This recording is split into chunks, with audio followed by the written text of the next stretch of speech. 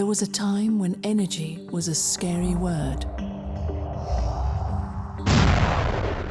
One among a full load, meltdown, contamination, liquidators, iodine, entire regions evacuated, cities in brownout, growing greenhouse effect. Where are we now? How do we make the world so much better? Right now, we're the largest producer of energy in the world, the energy of thorium. Today, Alvin Weinberg's dream, the man who devoted his entire life to a different nuclear power, has become reality. Thorium molten salt reactors supply the energy needs of nearly 70% of the planet. No melting down, no explosion, no waste. The green atom. A single thorium sphere the size of a ball can deliver one person's lifetime needs of electricity. Who would have thought? All the energy we ever needed, right under our feet. Thorium, the energy of the future. Well, no. It's a little more complicated than that.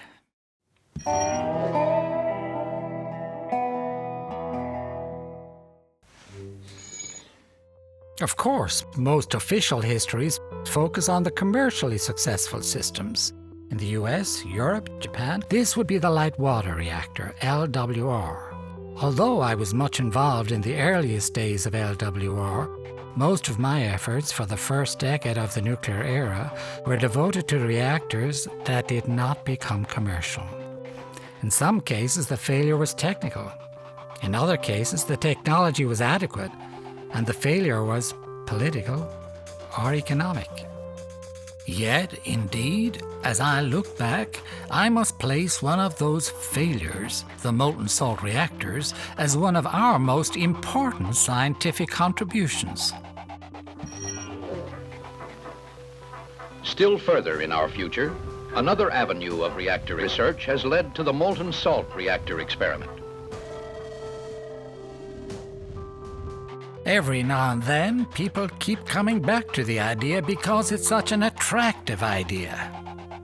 Now, if you want to make your own opinion rather than swallowing some ad, I need some time if you're ready.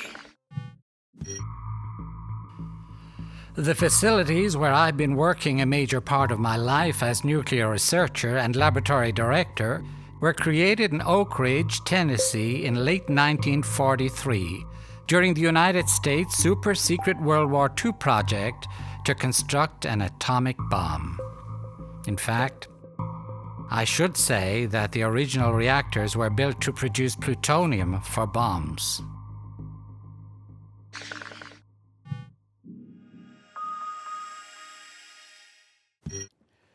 In the early 1940s, the priority of the Manhattan Project had nothing to do with the eventual creation of safe and efficient nuclear power. It had everything to do with the production of materials for nuclear weapons. There seemed to be no connection whatsoever between nuclear reactors that produce energy and nuclear weapons. What happened with the discovery of plutonium-239 was a bridge was made between these two ideas. And it became clear that plutonium could be produced in a nuclear reactor as uranium was fissioning, and this plutonium could be extracted, purified, and also used in a nuclear weapon. At Oak Ridge, Tennessee, are two of the giant plants where the atomic bomb is produced. A 59,000-acre military area, a city where 75,000 people worked in absolute secrecy on history's most sensational secret.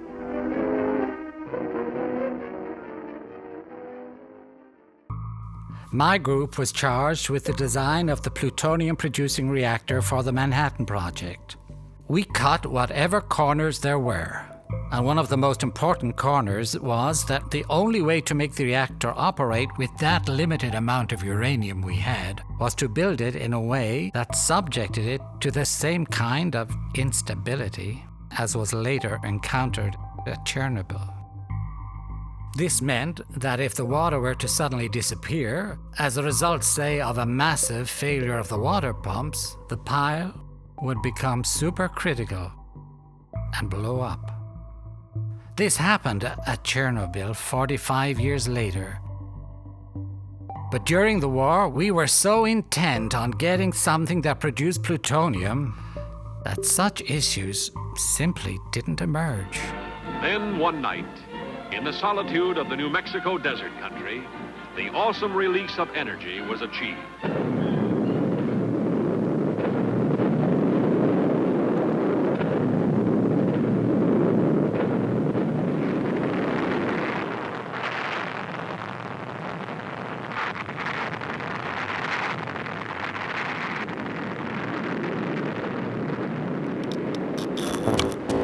The world had crossed the threshold of the atomic era.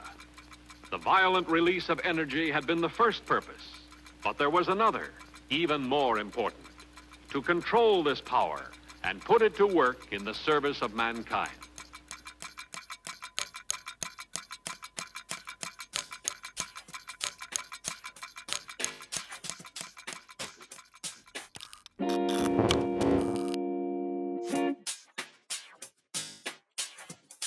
Check.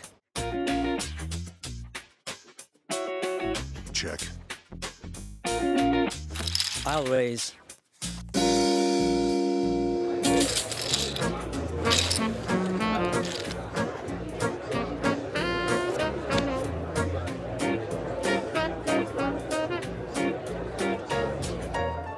So this was fooling the public in a way that it was a rigged poker game.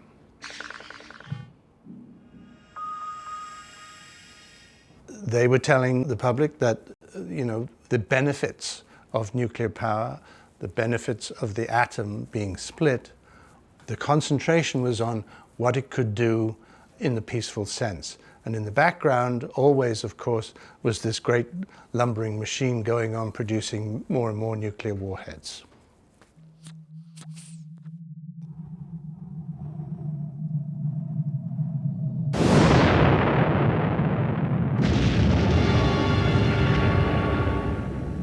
The atom bomb, spreading its mushroom cloud over Bikini Atoll in 1946, gave scientists and fighting men the opportunity to learn about the most destructive force yet devised by man. But a bomb is atomic energy uncontrolled after its release. And men of science knew that the same energy kept under control might serve the Navy in a vastly different way. This meant a nuclear-powered submarine. Since the chain reaction required no oxygen and its fuel was enormously concentrated, it provided the possibility of achieving a true submersible, one that could stay underwater almost indefinitely and could travel as fast underwater as... what the hell? We're here, and there too. Even here? No melting down, no explosion. Good God. No waste. I can't believe The it. green atom. Thorium, the energy of the future. We'll see this thorium thing later. In 1946, the Army's Manhattan Engineer District invited selected men from the armed forces and private industry to Oak Ridge to explore this future utilization of atomic power. Courses were given in basic nuclear physics. Many of these early visitors to Oak Ridge became leaders of the American development of nuclear energy. Among them were people from Westinghouse and Hyman Rickover. Captain Rickover arrived with his half-dozen naval lieutenants and lieutenant commanders to investigate the feasibility of nuclear energy for naval propulsion. Nuclear fission produces a lot of energy in a relatively small volume.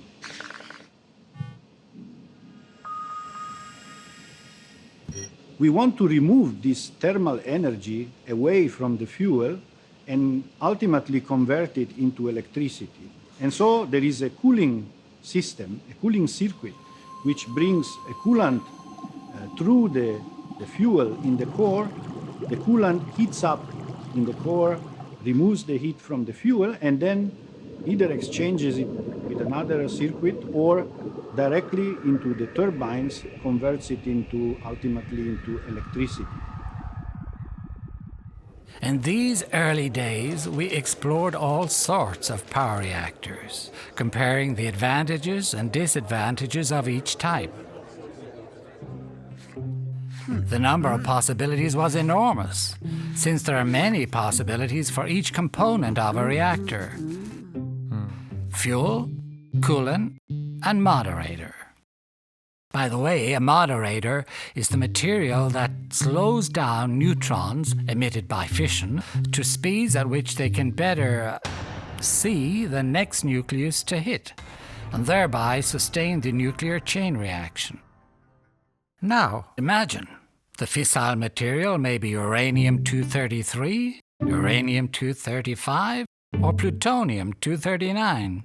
The coolant may be water, heavy water, gas, or liquid metal. And the moderator may be water, heavy water, beryllium, graphite, or in the fast neutron reactor, no moderator.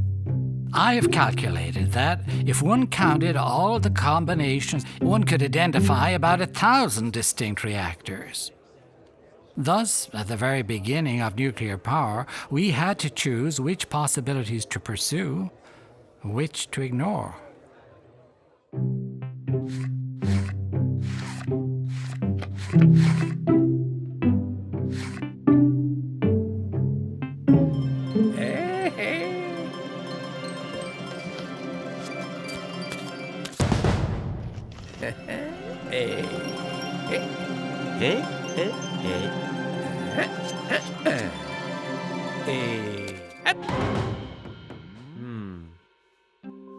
In 1946, one of my colleagues and I had written a paper called Pressurized Water as a Coolant and Moderator.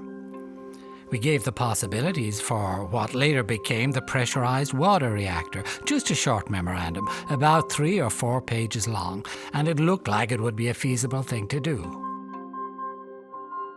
Let me explain how this works. Useful work can be extracted efficiently from a nuclear chain reaction only if the coolant operates at high temperatures.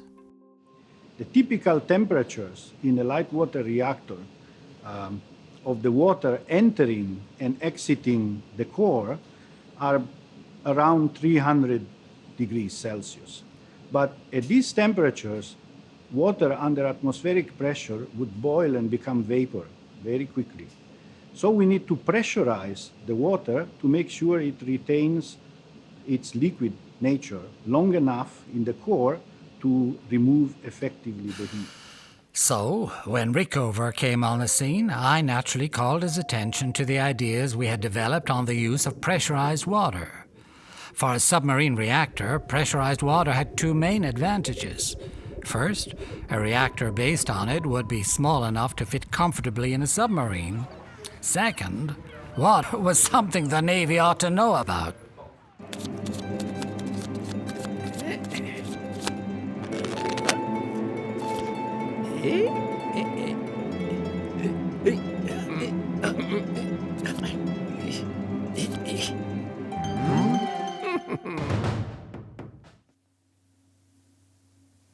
I'll now show you how this works. Watch the control rods come out. As the control rods come out, the reactor starts, the water starts in circulating through here, the steam starts in going this way, drives the turbine, which drives a propeller. At the National Reactor Testing Station, the reactor was placed in final assembly. Thus was born the pressurized water reactor. Not as a commercial power plant, and not because it was cheap or inherently safer than other reactors, but rather because it was compact and simple and lent itself to naval propulsion. At Groton, Connecticut, a new naval era dawns with the launching of the Nautilus, one of the largest submarines ever built, and the first atomic-powered craft in history. But once the pressurized water reactor was developed by the Navy, the system achieved dominance for central station power. At once a formidable fighting ship and a forerunner of commercial atomic power, the Nautilus heralds a new era of the atomic age. And that famous man in charge, Admiral Rickover, he was also a member of the Atomic Energy Commission, so he had a civilian hat and a military hat. And in fact, he used to write letters to himself basically, and say, Dear Admiral Rickover from the Atomic Energy Commission on the civilian side, we would like to have a submarine with a nuclear reactor. And he would write back, Dear Admiral Rickover from the submarine, we're working on it, don't worry about it, just give us some money. So as soon as it was over, there was no daylight between the civilian and the military. And as soon as he'd finished it, of course they could take his work for the submarine and start building nuclear reactors, which is what they did.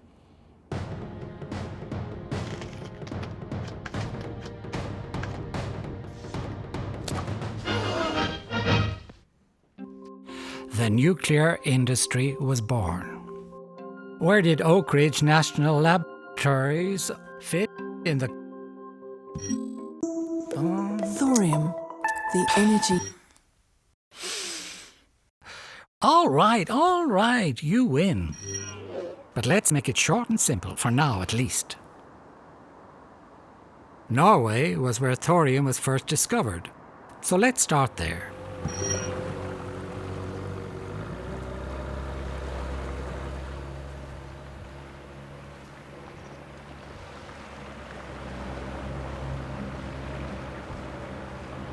This is Lövöja Island.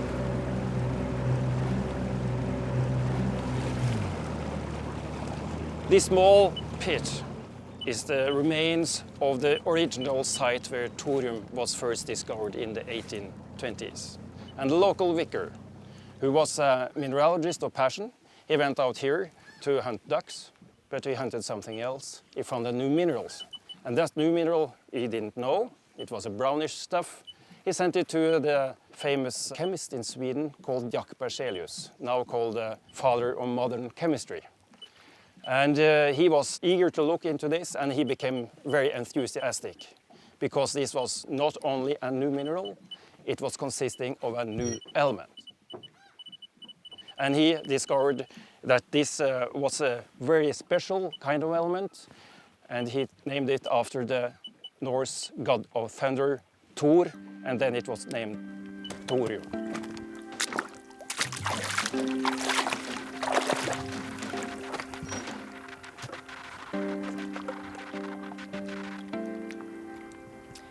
Thorium and uranium was created in one or several supernovas over 6 billion years ago, when the solar system and the Earth was created.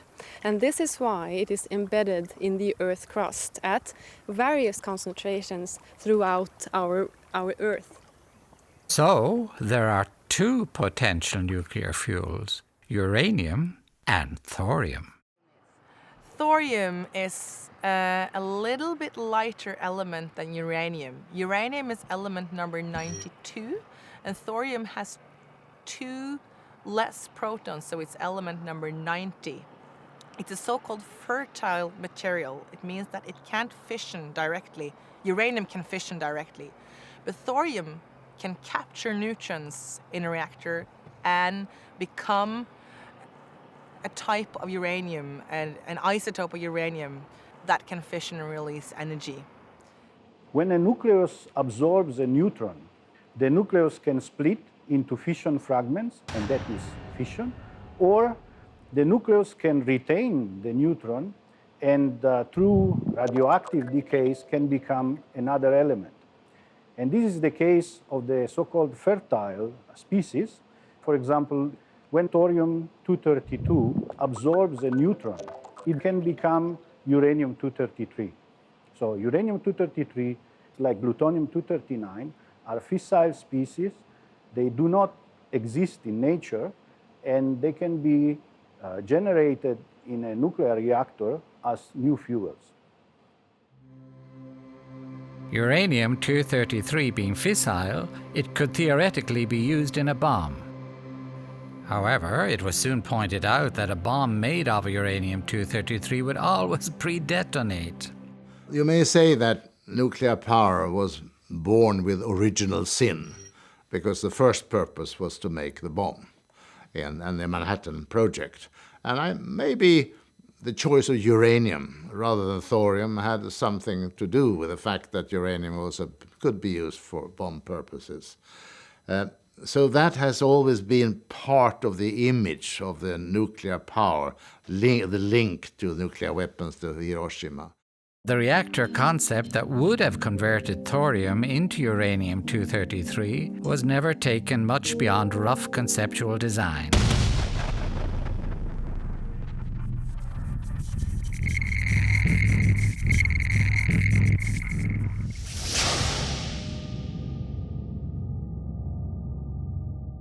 Where did Oak Ridge National Laboratories, ORNL as it is now called, fit in the country's quest for civilian nuclear power? Since industry was developing civilian nuclear power based on Rickover's technology, the national laboratories should pursue the long-term possibilities. It was in this spirit that the Homogeneous Reactor Experiment, HRE, a partial prototype of the liquid fuel reactor, was planned. In a light water reactor, the core consists of solid fuel elements. The uranium oxide was processed and made into pellets. Almost 700,000 of these pellets would be loaded into the reactor's core.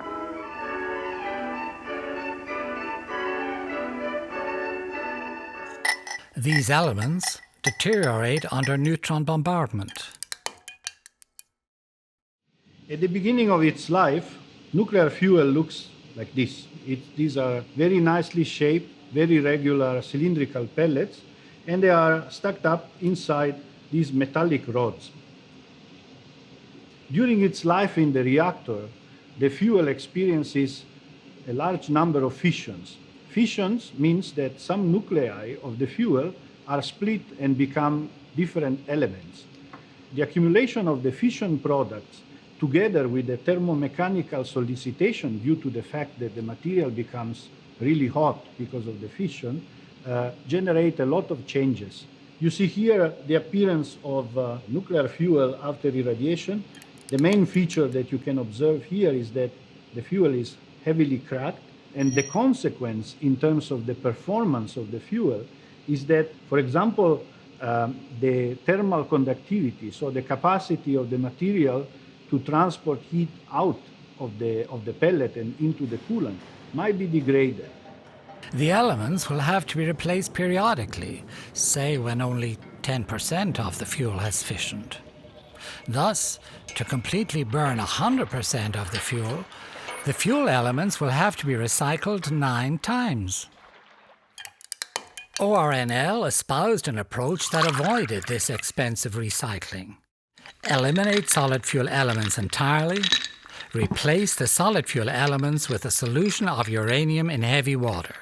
Gone would be the thousands of carefully machined uranium slugs. Gone too, the intricate system of piping required to feed water into each process tube. With a liquid fuel, you don't need to make fuel elements and worry about the cladding being able to contain the fuel and the fission products safely. Huh? Oh my! That's Sid Ball and Dick Engel on the left. We used to work together in ORNL. Solid fuel reactors, and where you can't remove the fission products, the afterheat is a problem that you need to address if you have a shutdown, because even if it's just a few percent of the total power, that for a big reactor, that can be a lot of megawatts that have to be cooled. Yeah. I mean, you have to account for that in order to keep the reactor from getting too hot. And of course, that's true of just about every reactor we got. And that's true, particularly in the cases where there have been loss of cooling accidents, such as Fukushima, which is a classic example of a system that became overheated, got so hot, the cladding on the fuel elements got so hot that it reacted with steam to produce the hydrogen, which led to the explosions and all the rest of the things. That's known as a zircaloy water reaction, which is, of course, well known, and which is the reason why the water reactors are very careful about being able to cool to the point where this reaction doesn't take place. And that's what happened at Fukushima. With the liquid fuel approach, we eliminated solid fuel elements, which even today are often a source of trouble. We were quite proud of that system. It operated very reliably, except... I can still remember our feeling of elation. We youngsters at Oak Ridge, the average age of the crew in the control room was barely 30. Look at me. We youngsters had succeeded in one of the most difficult nuclear engineering tour de force, the stable operation of a high-power density liquid-fueled reactor. This is the operation of HRE-1, the aqueous system, and in that system there was a steam turbine for generating electricity, and this is some of the first electricity generated by nuclear power.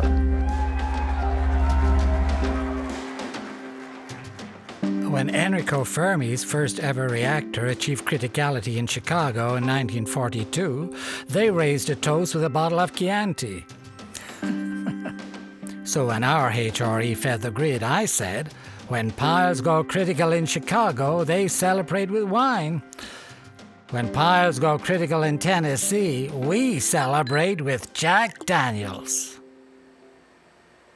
The aqueous system drew quite a lot of attention. We had visitors from all over the place coming in, looking at the system.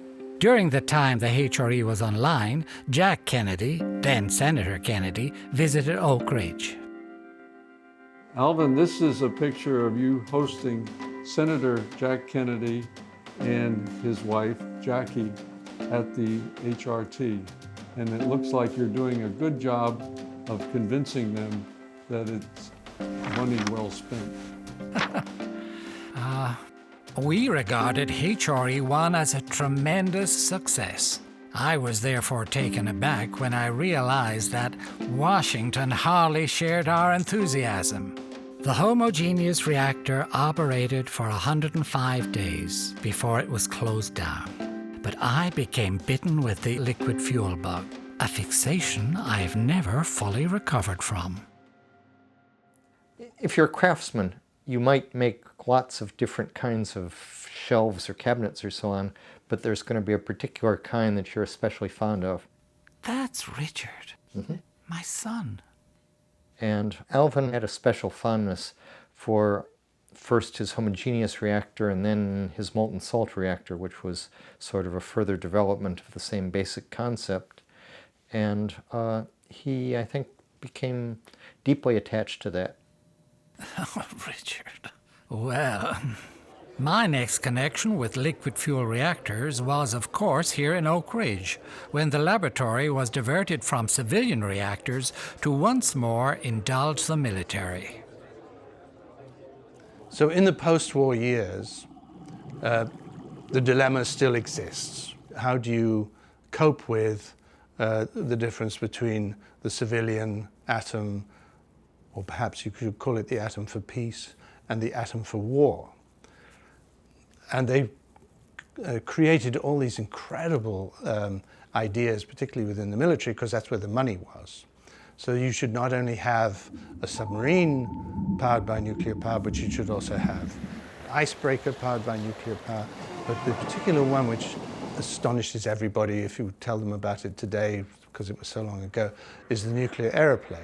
This Air Force whim for a nuclear aeroplane was hardly regarded as respectable by us at Oak Ridge. First of all, there would have been a lot of problems with shielding, heavy shielding in a plane for people, to, especially for long term, to be flying around with a reactor nearby. Unlike the, say, the submarine, where you can put in a lot more shielding and not have to worry about keeping it up in the air.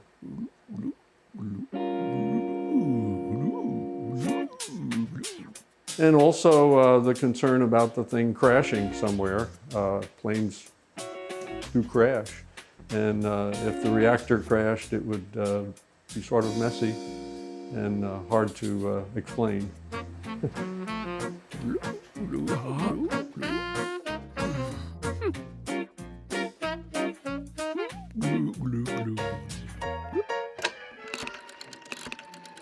But the Air Force had too much political strength to allow the nuclear airplane to be ignored. So from 1946 to 1961, they still worked on this airplane. And everybody knew, the engineers knew, working on it, that this was just a completely crazy idea. But it was driven by Strategic Air Command, who thought, well, what could be finer than dropping a nuclear bomb from a nuclear airplane? So, with strong congressional support, the Air Force launched its own Nuclear Energy for Propulsion aircraft project in Oak Ridge.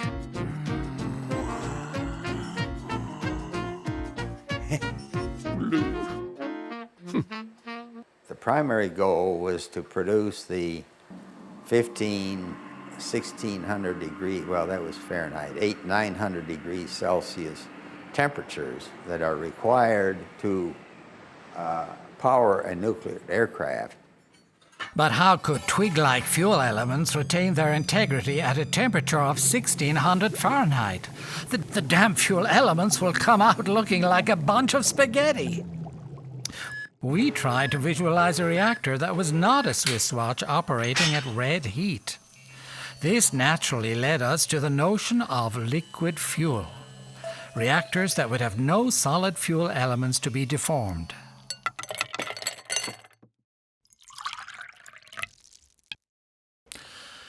But what liquid fuel was stable at 1500 Fahrenheit? Water, like in the previous homogeneous reactor, wouldn't work. The temperatures required by the jet exceeded the aqueous system's limits. The answer was molten salts. Of course not kitchen salt, but molten fluorides of the alkali metals in which uranium fluoride was dissolved. Much like one might dissolve sugar into water, one can dissolve thorium or uranium into the molten salt. I prepared a small demonstration to show you the two possible states of a molten salt. At the beginning, you will see how it behaves when it's molten at the temperature which corresponds to operational temperature of molten salt reactor. So let's have a look. As you see, it's perfectly transparent, it's liquid, and very easily can be moved through the primary circuit and heat exchangers of the reactor. Thus began Oak Ridge National Laboratory's 25 years love affair with molten salts. There are several key advantages to a molten salt reactor, and they all trace back to the innate stability of the salt form. When two elements are formed as a salt, they're very chemically stable. Yeah, there's nothing in the world more stable than fluorides or chloride salts. They're just impossible to kind of split apart. So they're very stable, like sodium chloride. Sodium is dangerous on its own, chlorine is dangerous on its own. Sodium chloride together is table salt. So they're just very stable entities to work with in general. This allows them to operate at high temperatures and yet at low pressures. A nuclear reactor needs to operate at high temperatures in order to generate electricity, but it's undesirable to operate at high pressures because of safety concerns. Using molten salt as a fuel, on the other hand, it is possible to operate at very high temperatures, yet still at low pressures. In a molten salt reactor, the molten salt doesn't boil until 1500 or 1800 degrees Celsius. So you don't need to put it on the pressure, so you can use the molten salt as it is at normal pressure. Secondarily to that is the complete lack of driving force. You run these reactors at low pressure, nothing's trying to really burst out. You don't use water in the reactor so that there's no possible steam explosion. And there's nothing that can make a chemical potential. There's nothing that can make hydrogen production like unfortunately we saw at Fukushima. Just really nothing that's going to push that out. By 1951, the Aircraft Nuclear Propulsion Division had taken over a whole building.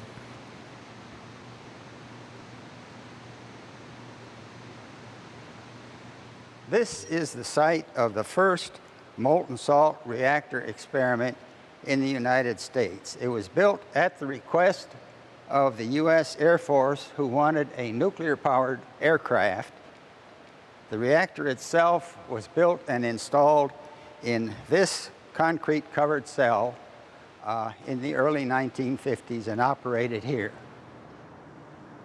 The work on molten salts and high-temperature materials attracted attention throughout the world. 私は東京大学の原子力工学科ができました時の第1回生です。それで直接の教授というかプロフェッサーム海坊という人が非常に溶融塩炉モルトソルトリアクターにね非常に強い興味を持っておられて講義でもそれは原子力材料学特論という大学院に入って第1回の講義がほとんど全部その溶融塩に関する講義でした。でそれはいずれその理想的な原子炉である溶融塩炉に変わるからもう君たちはしっかり溶融塩の勉強しなさいとそういうふうに言われました。Anyway, when John Kennedy became president in 1960, one of his first acts was to cancel the nuclear aircraft project. It was decided that the idea of a large nuclear reactor flying around for hundreds of hours with a non-zero possibility of crashing was not all that good an idea. So they decided to cancel the propulsion of an aircraft with a nuclear reactor.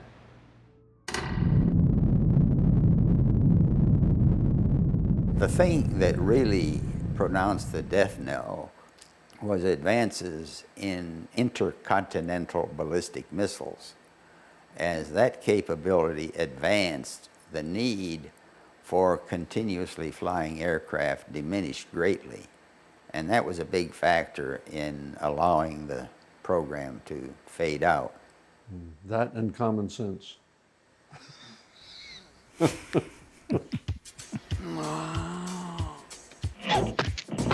Oh.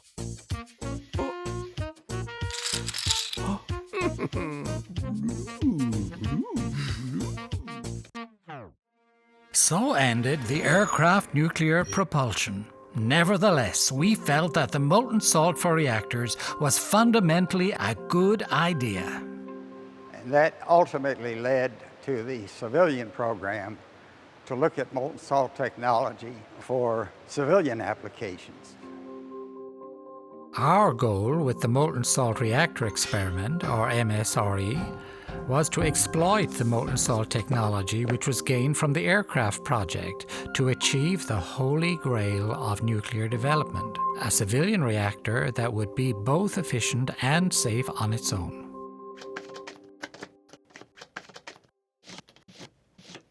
There's a concept that at that time was called passively safe, passive safety.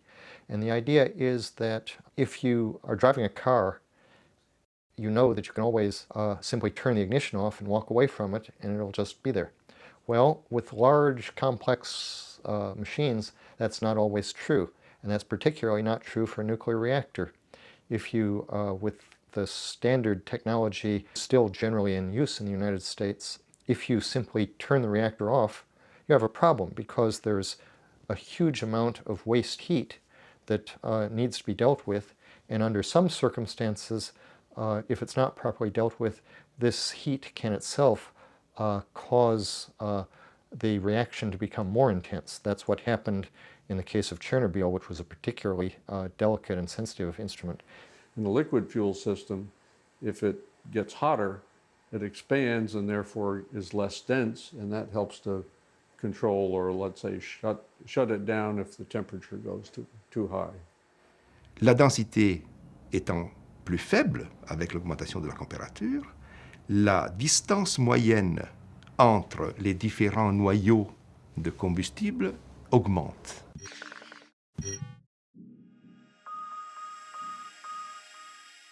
Le fait que la distance entre les noyaux combustibles augmente un tout petit peu rend la capture du neutron plus difficile, moins probable. Et donc, qu'est-ce qui se passe? Que le système, automatiquement, a tendance à s'éteindre. C'est-à-dire qu'en fait, la réaction en chaîne s'éteint automatiquement. And we saw that, of course, in the MSRE. We saw that multiple times. The molten salt reactor has a nice characteristic that the fluid and the coolant is one medium. So you can always get rid of the fluid by letting it flow into fail-safe drain tanks below the reactor core. Sid is going to show you.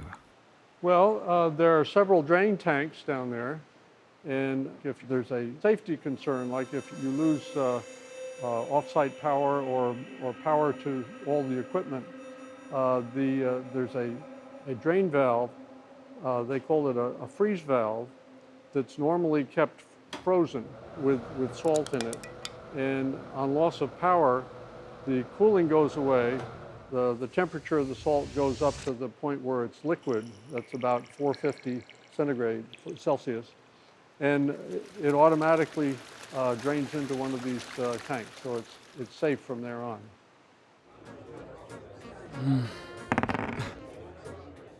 Now, what happens if there is a leak? This is to show you what happens if molten salt is exposed suddenly to a region with much lower temperature, which means, for example, during a leak from a molten salt reactor or piping.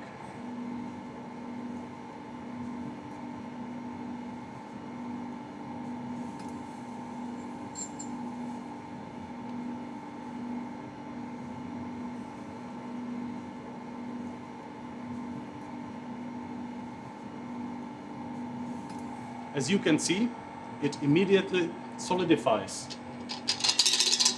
which prevents any further and longer leaks out from the reactor.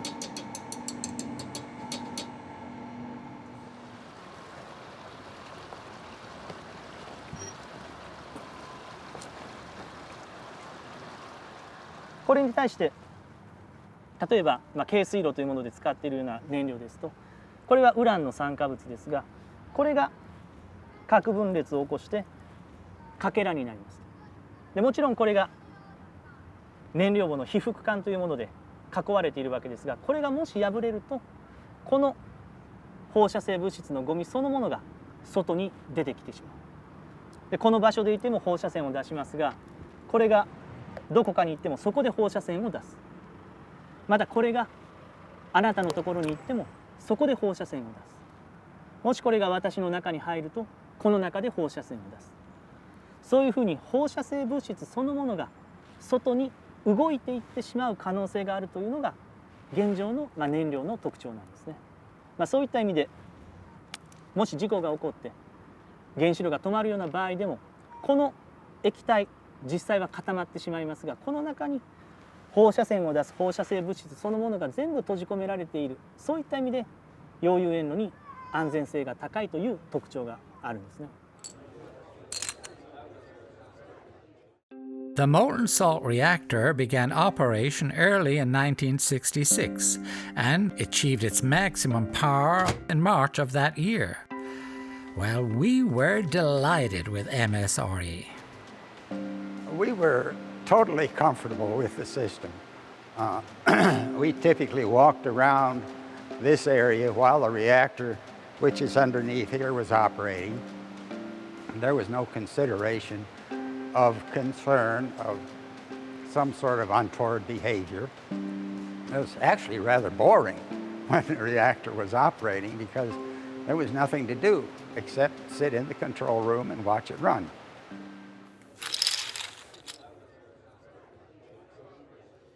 Later, it was revealed to the world that the Chinese had actually also started a molten salt reactor program in the early 1970s. But I also want to tell you a story about molten salt, why we choose molten salt. That back to 40 years ago, in the early 70s, and Shanghai, as a largest country of China, all of a sudden we are lack of supply of the coal. Because our coal plant here rely on supply of the coal from Shanxi province every day to have electricity generation. And all of a sudden the mayor realized the coal reserve only can last for 3 days. Otherwise, the whole city will black out. No electricity. So the mayor went to Beijing to seek the help from the central government, and he met with Premier Zhou Enlai at that time.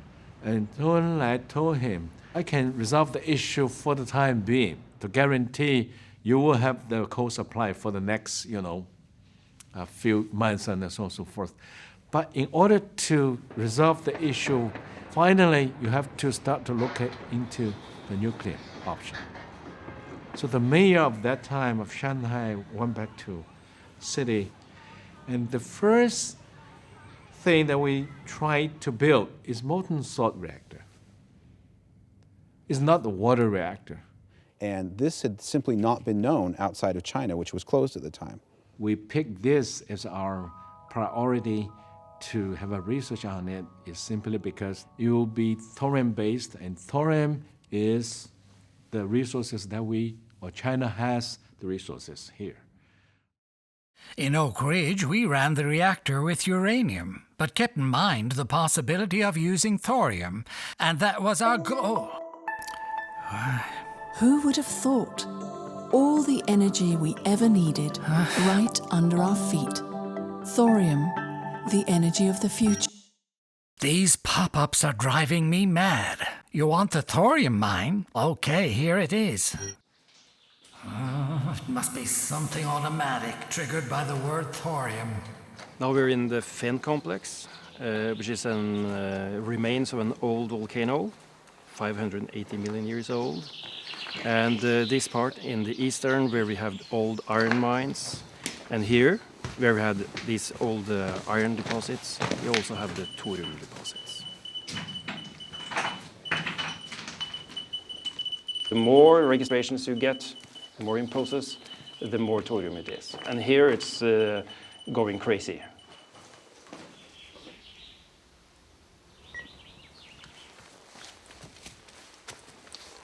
This is the highest concentration of thorium in Europe, I will say.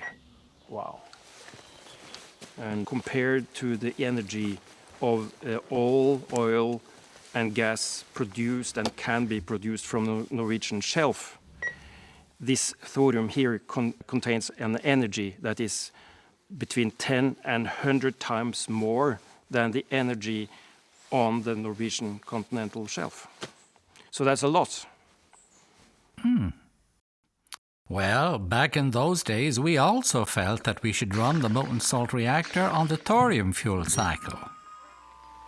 In October of 1968, the molten salt reactor experiment was fueled with uranium-233. AEC Chairman Seaborg presided. The young lad showing Glenn Seaborg how to operate the reactor, that was Dick. So we're going to give Chairman Seaborg a short training course.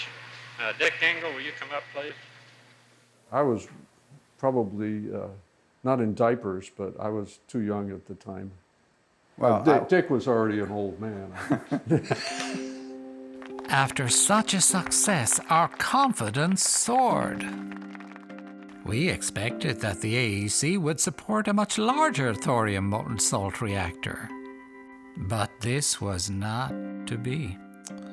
Why didn't the molten salt system, which was so elegant, so well thought out, prevail? In the 60s and early 70s, the political position was that we must have breeding, i.e. production of more fissile material than is consumed.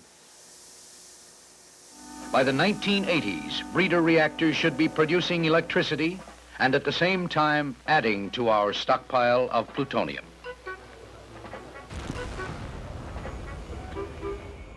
When I think about it, he never said this, but I think that part of it may have been that the molten salt reactor was particularly poorly suited for producing material suitable for nuclear weapons. And at that time, in fact, there was no longer any real need for more material for nuclear weapons, but the people who had been behind designing these things and operating them and running them and pressing for them had from the very beginning had as their original motivation to make a bomb. And so the idea of making a reactor that wasn't much good for making a bomb seemed sort of weird to them.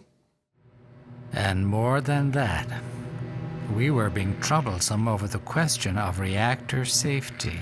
ORNL was very much involved, and a growing number of us was beginning to voice concern. I was naive. The nuclear industry was not about to embrace a reactor concept that was safer than existing light water reactors. Indeed, if safer reactors of a new type were deployed, would not the nuclear critics clamor for a shutdown of the existing ones? At about that same time, there were hearings going on in Congress on the ultimate safety of the solid fuel reactors clad in zirconium. Water reactors. Water reactors. And the lab, ORNL, was commissioned to do some testing on what happens if you have high temperature zirconium and expose it to steam. And there were congressional hearings on that in which a number of people from Oak Ridge were invited to testify.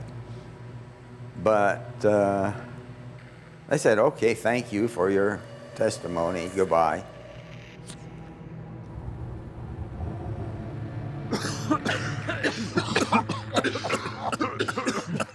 Chet Hollyfield, congressman and chairman of the Joint Committee on Atomic Energy, finally blurted out, "Alvin, if you are concerned about the safety of reactors, then I think it's time for you to leave nuclear energy." I was speechless. And at that time, I was a hippie, and this was the Vietnam War, and so you hated your parents and so on and so forth, but I always, even then, was very proud of him for getting fired for that reason.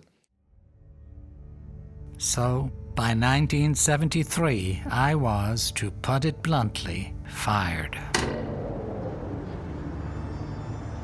In Japan, despite the enthusiastic support, the molten salt reactor never got very far. だからすっかりそのアメリカの技術の原子炉になってしまったと。でしかも最初の福島1号、今度事故のあった福島1号炉なんてのはほとんどそのまま短期方式でアメリカのデザインのものをアメリカ、そのまま日本に建てたということがね。As for China, 这个堆在1971年的9月达到临界之后，运行了一段时间，做了大量的实验。实验结果证明，或者说实验显示，当时的中国在很多方面科学技术水平和工业能力还不足以支撑发展一种新型的反应堆，像熔岩堆这样的新型反应堆。 So they had pursued it and had set it aside because of challenges in developing some of the structural materials. Ironically, the issues that caused the Chinese to set it aside had already been solved in the United States under the effort of Alvin Weinberg and his team at Oak Ridge National Laboratory. 所以当时的计划就改成了水堆。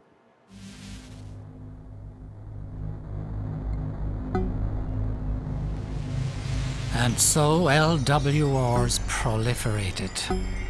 I tried to convince the nuclear industry people that a reactor meltdown was all but certain within the next few decades.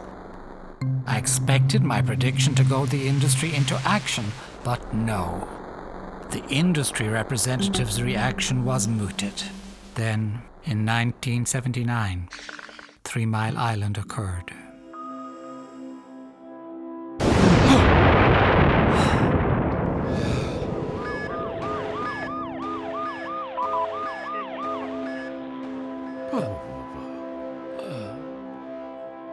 Then came Chernobyl in 1986.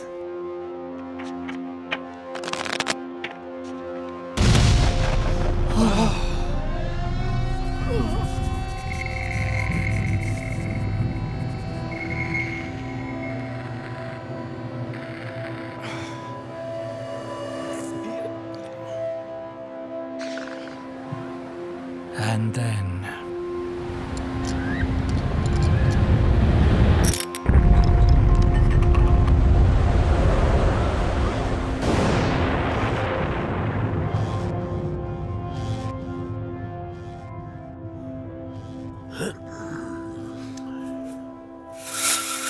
Fukushima, if you try to say Fukushima is a problem, that's not true.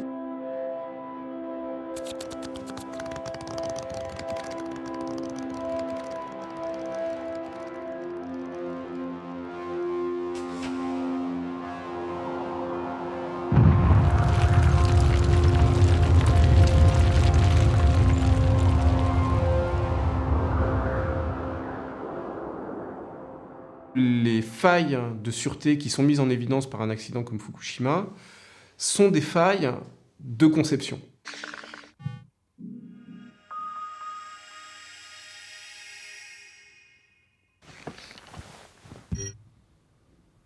Autrement dit, pour rendre un réacteur comme les réacteurs existants plus sûrs, on n'a pas d'autre moyen que d'ajouter des couches de sûreté supplémentaires comme des enveloppes supplémentaires, des dispositifs redondants, etc. Le problème étant que chaque complexité qu'on introduit augmente le risque de défaillance et amène avec elle intrinsèquement des risques supplémentaires pour la sûreté. Donc, il est impossible pour l'industrie nucléaire de répondre de manière satisfaisante aux problèmes intrinsèques de sûreté qu'elle a induits à la conception des réacteurs existants.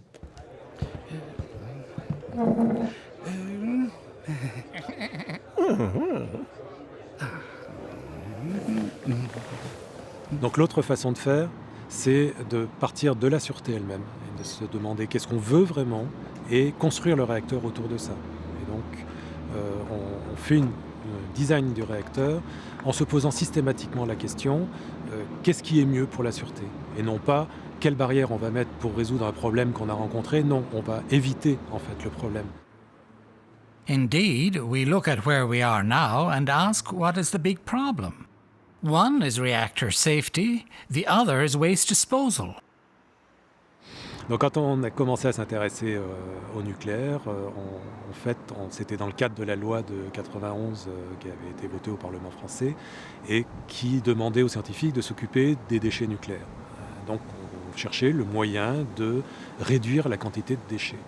Et rapidement, on s'est rendu compte que finalement, la meilleure façon de réduire la quantité de déchets, ça serait de ne pas en produire, et donc de faire un réacteur qui produisait beaucoup moins de déchets. In a traditional nuclear reactor, you produce two components. First, the fission products. You cannot avoid them, otherwise we have no fission. And the long-lived actinides.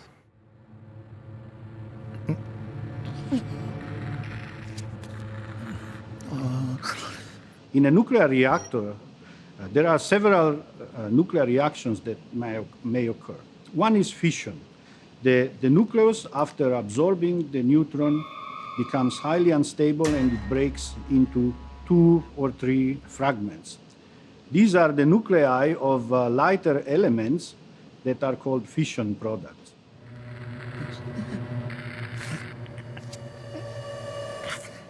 Another reaction that might occur due to the interaction of neutrons and the nucleus is absorption and subsequent transmutation into a new species.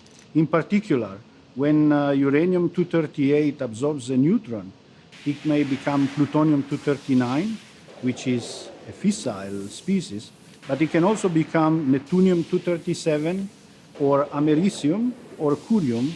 These are so-called minor actinides. The minor actinides are highly radioactive species, are heavier elements than uranium, so they do not exist in nature, but they are formed through neutron irradiation in a nuclear reactor. The minor actinides are not really good for fission. They are not fissile, but the time it takes for them to decay can be very long. In the case of neptunium-237, 2 million years. It is clearly impossible for us to guarantee that institutions in place today will last for time so far beyond our comprehension. Deutschland ist ja ein großes Thema, die nukleare Abfallentsorgung. Und man hat ja nun ein eigenes Bundesamt für kerntechnische Entsorgung, das nun wieder jahrzehntelang und Milliarden ausgeben soll und dann nicht mal ein Endlager hat, sondern dann noch weitere zig Milliarden wahrscheinlich ausgibt, um das Endlager auch zu betreiben. Und da könnte natürlich ein Interesse daran bestehen, dass überhaupt dieses Geld sinnvoller eingesetzt wird und dann am Ende auch kein Endlager ist, dass man hunderttausende Jahre hat, sondern eben das auch tatsächlich an der Wurzel anpacken kann, das Problem, und den Abfall ökonomisch sogar verwerten kann. In the 90s, beginning of this century, there was a lot of attention for transmutation to improve the waste treatment of the current fuels. And the programs that were in Europe on the transmutation show that it's extremely difficult to handle americium and curium and all these other actinides that occur in nuclear fuel. And many people already at that moment said, if you have to make something, a solid fuel out of that again, it's too complicated.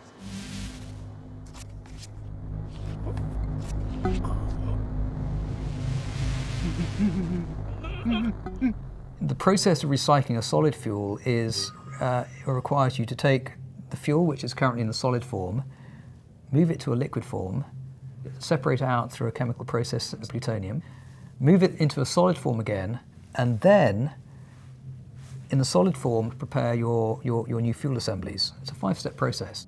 You need so much shielding, you need to handle very radioactive materials, and the molten salt reactor was seen as a very elegant solution for that, because you have this fluid and you can take out a bit, you can clean it and send it back, so you avoid a lot of handling of highly radioactive materials. Le MSFR, en fait, on peut le considérer comme étant une grande cuve qui serait remplie de sels combustibles, dans lequel il y a les matières fertiles et fissiles, et dans lesquels on va mettre des assemblages qui contiennent un certain nombre d'éléments qui vont permettre de mettre le sel en circulation et de récupérer la chaleur produite par les fissions pour l'envoyer vers la partie classique de production d'électricité. L'avantage du MSFR est qu'on recycle en permanence tous ces actinides. Ils sont constamment dans le cœur et finalement ils finiront tous par fissionner. Et donc on ne produit pas de ces déchets.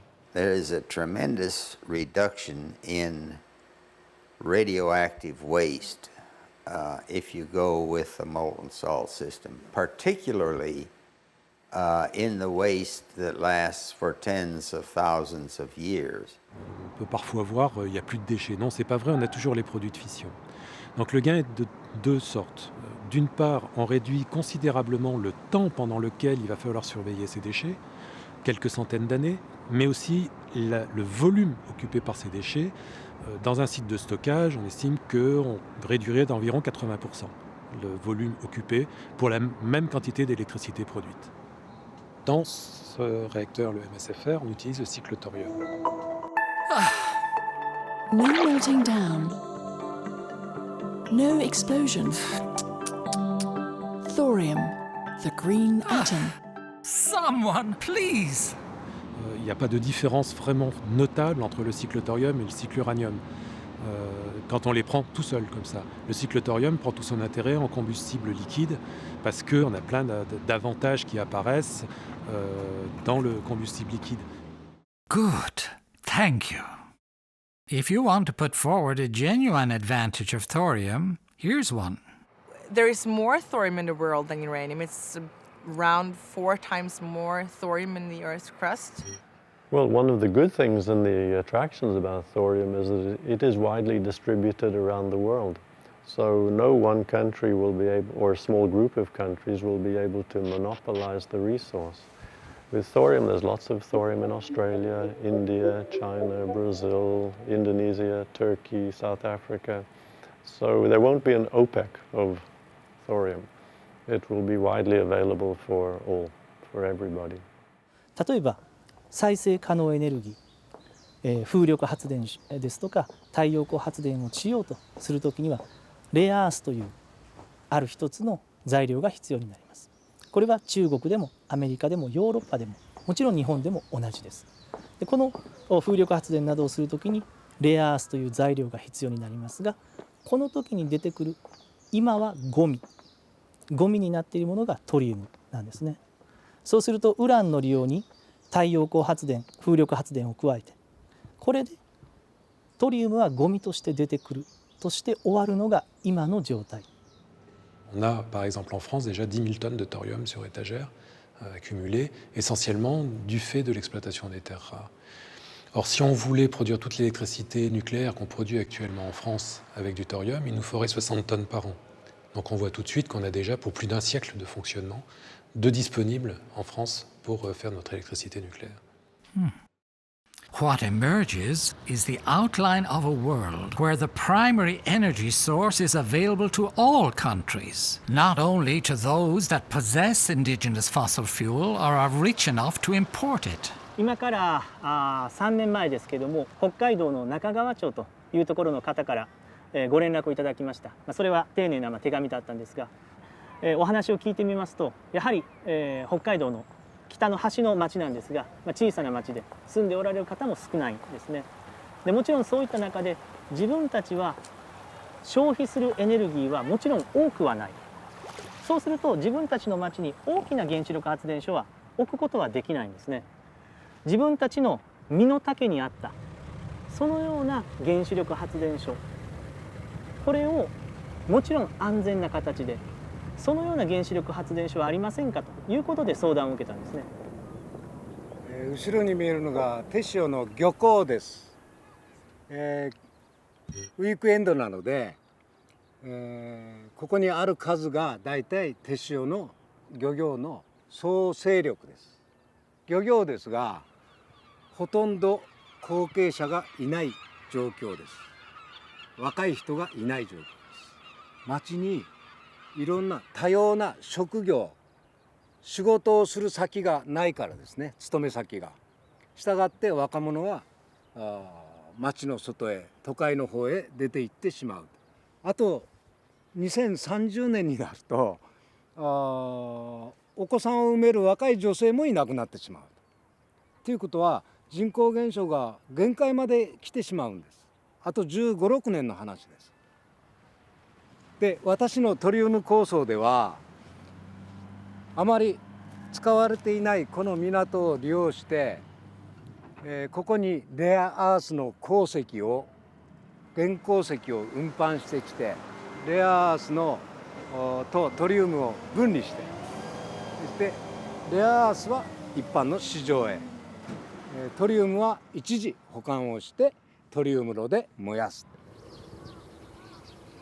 今私ここに立ってる後ろの方が、北海道特有の、小豆畑です。今日は一年一毛作でなのでこの辺の地帯っていうのは雪が多くて11月になってしまうともう毛雪地帯になってしまう。春先は5月の初め頃までには畑には一切入れないような状態がこの辺の地域の状態なんです。そこで、猶予塩路について、考えると、冬とか雨降りだとか、風天候などに左右されずに一年中有料塩路の、熱量を利用して有効に働ける場所ができるんじゃないかなって思います。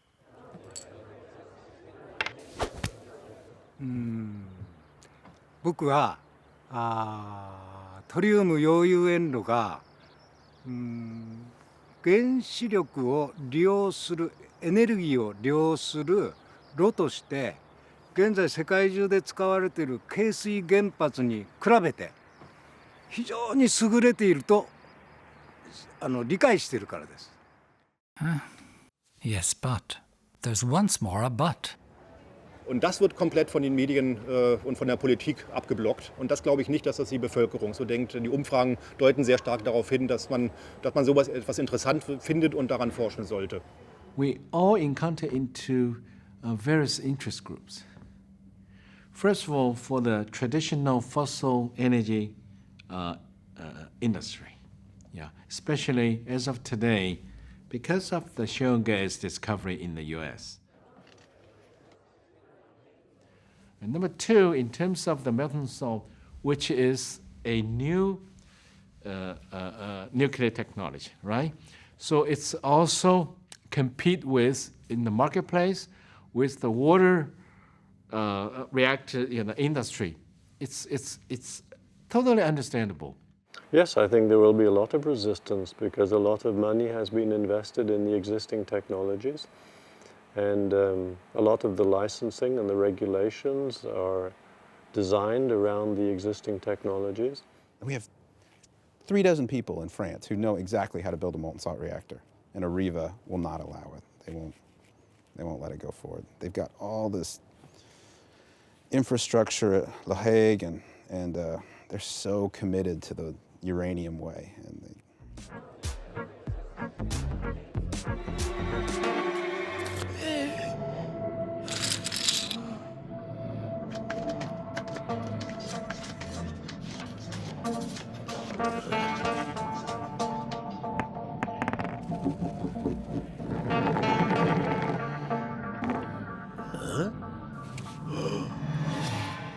The position of the dominant nuclear industry is that molten salt reactors are a technological diversion that is many, many decades away in the future.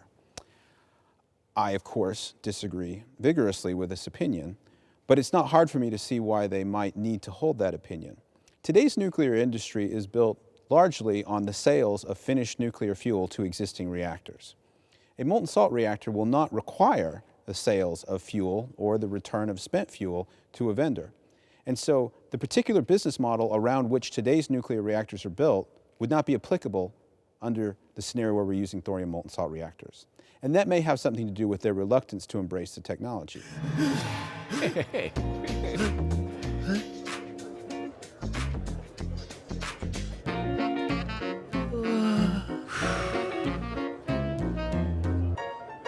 Well, it has to do with the industry's interest in making as much profit as they can in near term.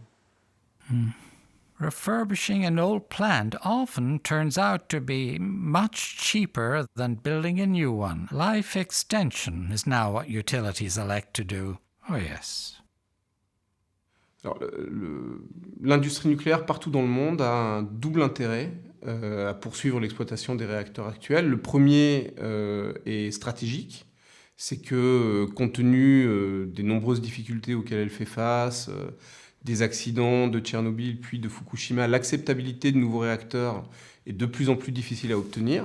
Puis la deuxième raison est bassement économique, c'est que vu l'envolée des prix des coûts d'investissement de nouveaux réacteurs, c'est plus rentable de réinvestir pour prolonger la durée de vie de réacteurs existants, qui sont par ailleurs déjà amortis, que de financer, avec en plus tous les risques que ça représente, de nouveaux réacteurs.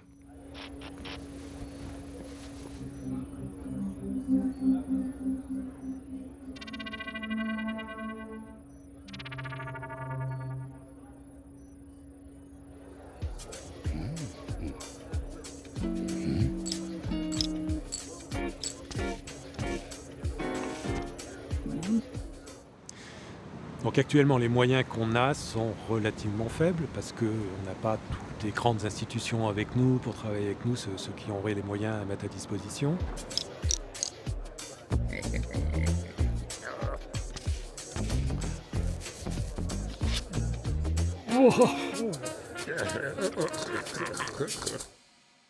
Reactor development, like any heavy engineering development, is an inverted pyramid.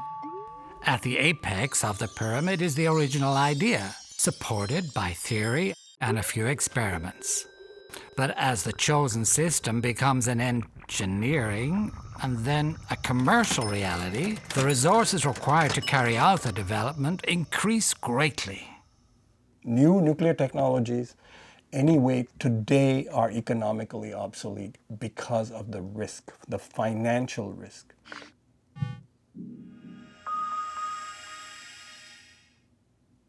Investing in a reactor is like really gambling a very, very large amount of money.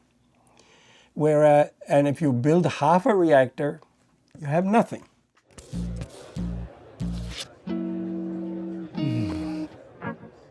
can a reactor be intrinsically safe and affordable? Well, certainly some of the things that people say about the technology are correct.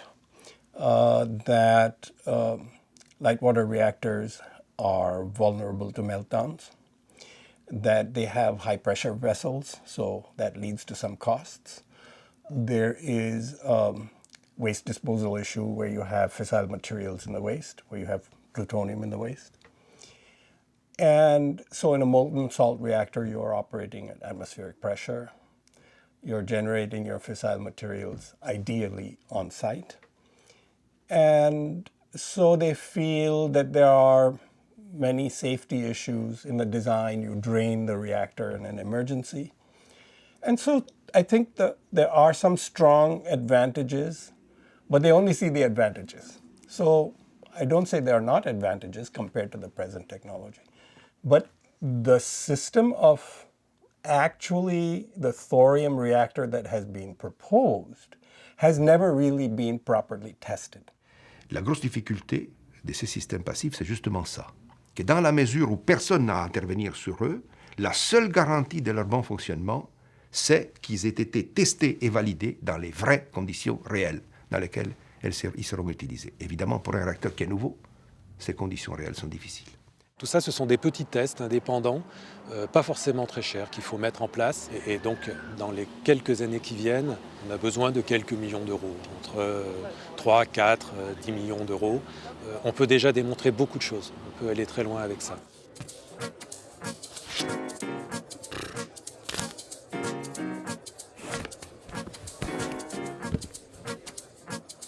L'étape d'après, un système grandeur réelle de circulation pour tester toutes les corrosions, les choses comme ça. Là, on est plutôt aux alentours de la centaine de millions d'euros. Donc ça commence déjà à être beaucoup plus cher. Il faut vraiment être sûr de ce qu'on fait, qu'on a une chance de pouvoir aboutir à quelque chose. Si on va sur le démonstrateur, là, on va taper sur le milliard d'euros.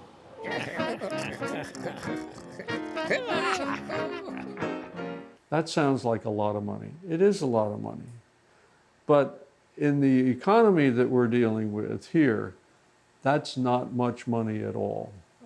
And Goldman Sachs, for example, had the company that was instrumental in screwing up the world's economy in 2008.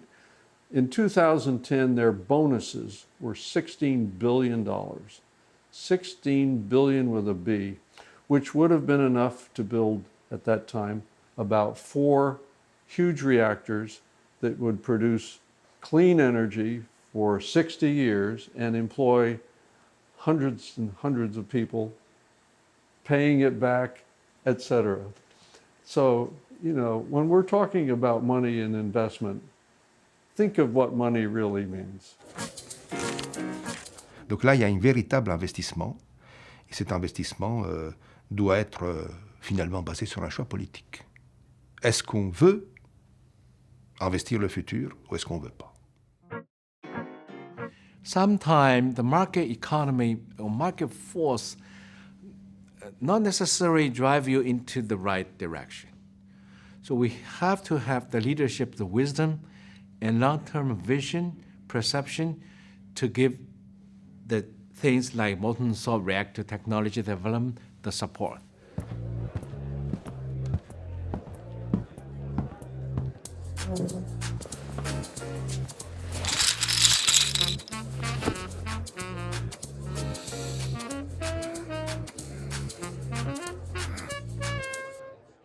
然后我们这个堆是从头做起，所以我们需要建立相关的实验室，去研究相关的科学问题和技术问题。经过4、5年的努力，我们现在在 CNAP 范围内，我们现在大概有400个员工和100多个研究生，以及一些退休然后再回来工作的年资比较深的一些科研人员，总共加起来大概有600人左右。大家现在看到的这个回路正在进行升级改造，我们不停地对回路增加新的功能，做新的实验。那么这个回路是我们现在至少拥有的5个熔岩实验回路中间的一个。我们这每一个回路都有它特殊的用途，去做某一类的实验，验证某一类的理论。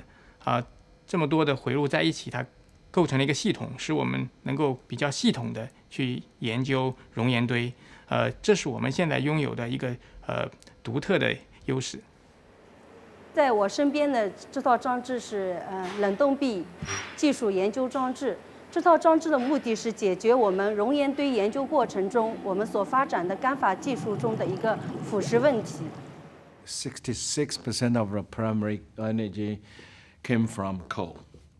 So China is still a coal-dominant energy consumption country, with only less than 10% accounts for non-fossil energy. 中国发展土基熔岩堆，目的是为了解决中国的能源和环境问题。Every year, more than 3.5 million people are dying from the pollution from fossil fuels. That's 10,000 people per day. And we compare that with the effects of nuclear power. People are worried about the radiation, potential that radiation may be released.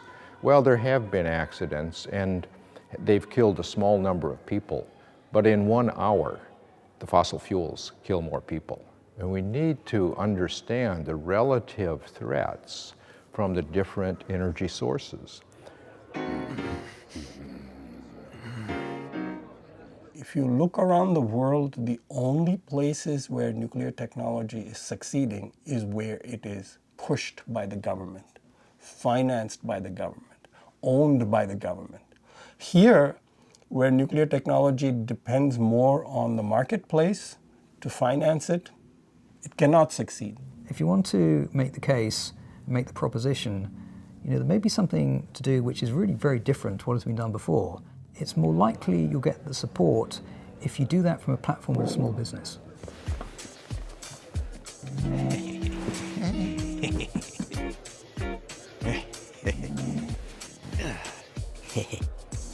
Alors on est dans une époque où les gens essaient de développer beaucoup de choses autour du nucléaire. Il y a beaucoup d'idées, il y a surtout les petits réacteurs, les gens essaient de modifier complètement le paradigme du nucléaire. Donc plein de gens ont des propositions, et en particulier des propositions dans le domaine des réacteurs à sel fondu. IMSR, the integral molten salt reactor, fundamentally we've tried to simplify as much as possible, and that's crucial for shortening the research and development pathway and the regulatory burden. Things are completely passive safe that really will aid us in the regulatory pathway. There isn't a reason that things have to take 20, 30, 40 years. And we're a private company working with private investors, and we have to have that timeline realistic. Now, we're not exaggerating saying this is only going to take 3 or 4 years, but we do feel we can do it in under 10 years. Indeed, there are many startups popping up in the field of the molten salt reactor. And at one hand, sometimes I think, well, maybe they are too early, because the molten salt reactor still needs a lot of development, in my view, in the chemistry field and materials field and the safety analysis field. But sometimes I also think, well, maybe they are right, and maybe the molten salt reactor is already much further ahead than I think. Leur but n'est pas le même que le nôtre. Nous, on veut faire le réacteur qui résout tous les problèmes, quitte à dire qu'il ne fonctionnera que dans 50 ans. Eux, ils veulent un réacteur qui va fonctionner maintenant. Ça ne veut pas dire que c'est incompatible. Ils peuvent très bien construire des réacteurs, les faire fonctionner et montrer des choses qui nous intéressent du point de vue purement le sel, la gestion du sel, la gestion des matériaux, les pompes, les échangeurs, tout ça, ils peuvent le faire en faisant des réacteurs qui n'ont pas toutes les capacités qu'on aimerait qu'ils aient, mais ça ferait quand même avancer les choses.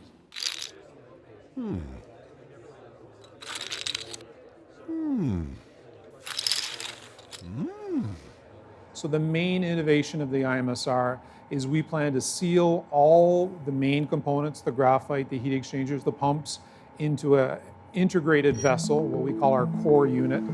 And that will not have a 30 to 60 year lifetime. It will only have roughly about a 7-year lifetime. But everything radioactive, everything that touches the radioactive fuel salt stays sealed in that reactor, and we'll use that for 7 years, and then it's replaced. Now that unit, we call it a core unit. That's what is in the sense the small modular reactor. It's what can be built in a factory, shipped on truck. The way we do reactors today, they're so large and they operate under so much pressure that most of the structures have to be built on site. And that's led to many slowdowns in the development and construction of nuclear reactors.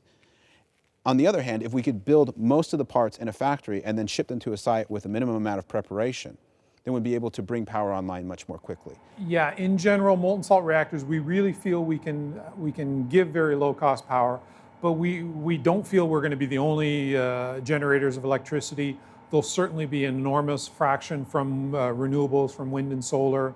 They fit well together. The original impetus to develop the molten salt reactor was with a military objective in mind to build a nuclear power plant for a bomber. And that had a fairly obvious objective. If you're building a nuclear power plant for a bomber, you want it to respond quickly to power needs. If you're flying a plane and you push the throttles forward, you want the engines to kick in relatively quickly. Et donc, un des avantages qu'on voit tout de suite de pouvoir faire ça, c'est de pouvoir avoir un suivi, par exemple, de sources d'énergie intermittentes telles que l'éolien ou le photovoltaïque, où on pourrait coupler les deux, où des MSFR iraient compenser les pertes lorsqu'il n'y a pas de vent ou lorsqu'il n'y a pas de soleil.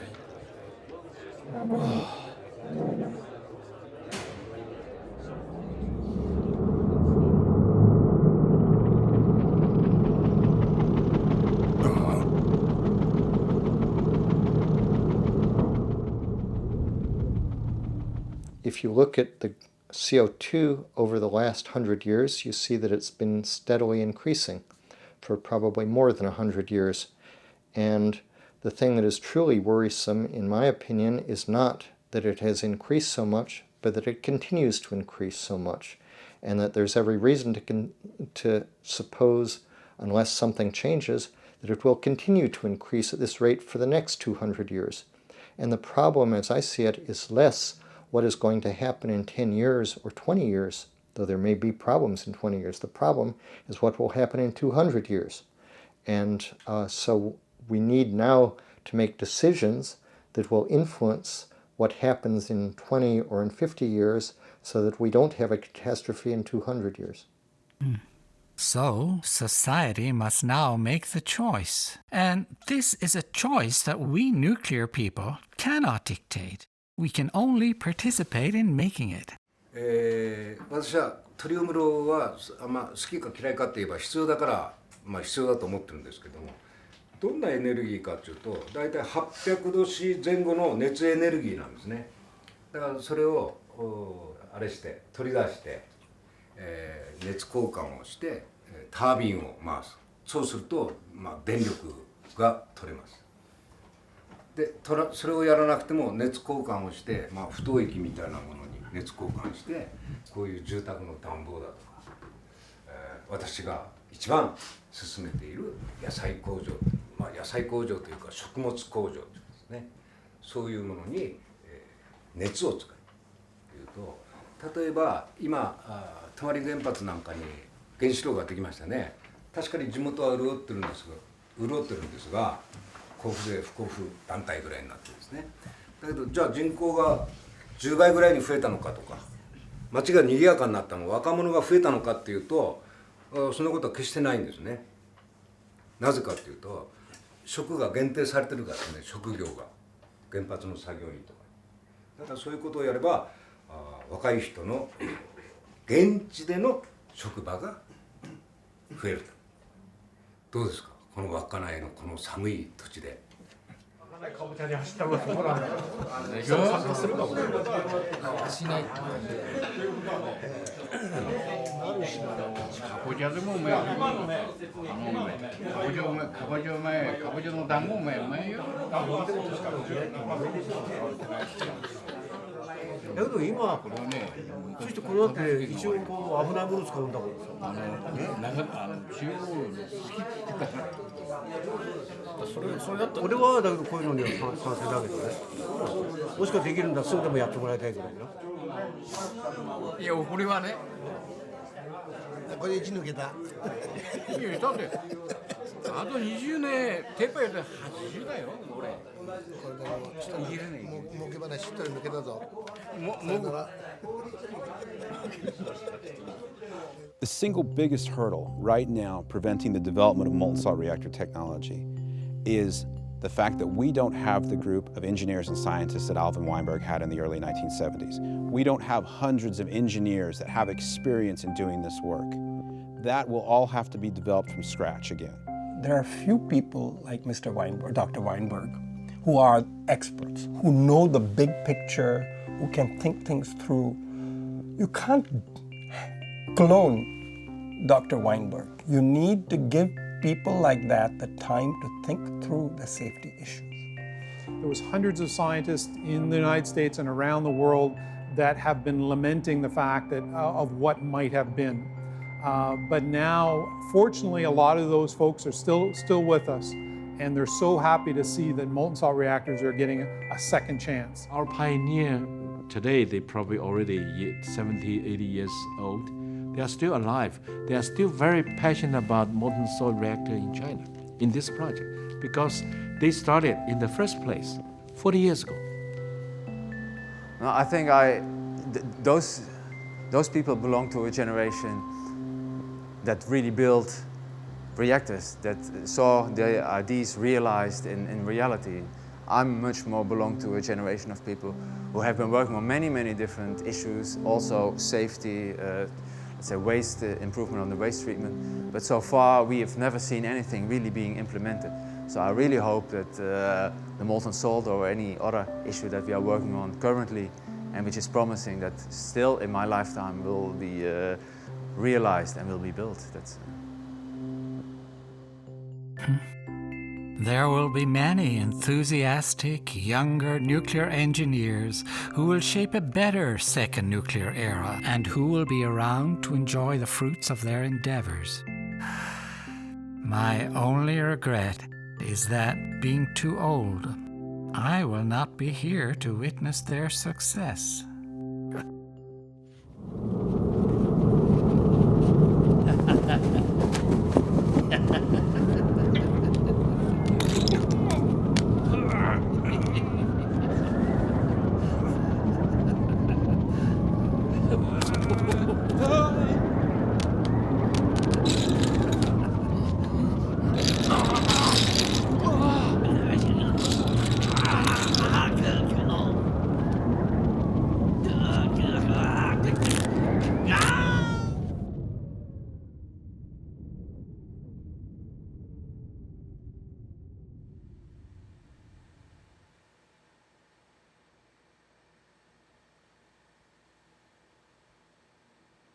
If you say so.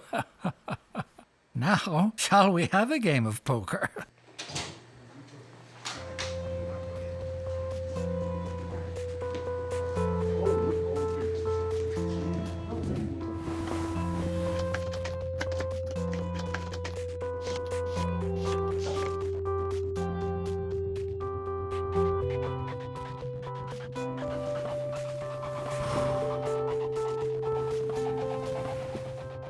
In a poker game, if no one is cheating, the best hands can win.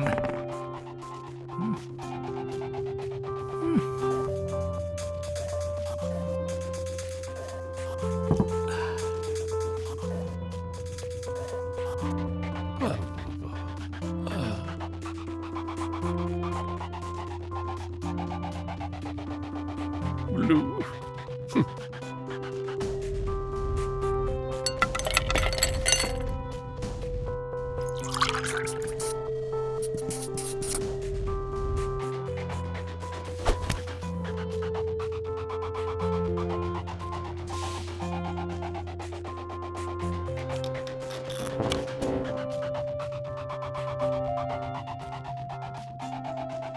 我们已经完成了土基熔岩堆的初步工程设计，掌握了各项关键技术。只要资金到位，我们可以立刻开始建造土基熔岩堆。What? De notre côté, l'Europe nous soutient sur un nouveau programme de 3,5 millions d'euros pour réaliser une analyse de sûreté du MSFR. Pour aller plus loin, nous avons besoin d'augmenter significativement notre bankroll. Nous espérons que ce sera possible dans les toutes prochaines années. Today, IMSR development is supported by private investors, by Canadian and US governments, by North American nuclear power utilities, and by a new movement in the environmental community. The game's changed.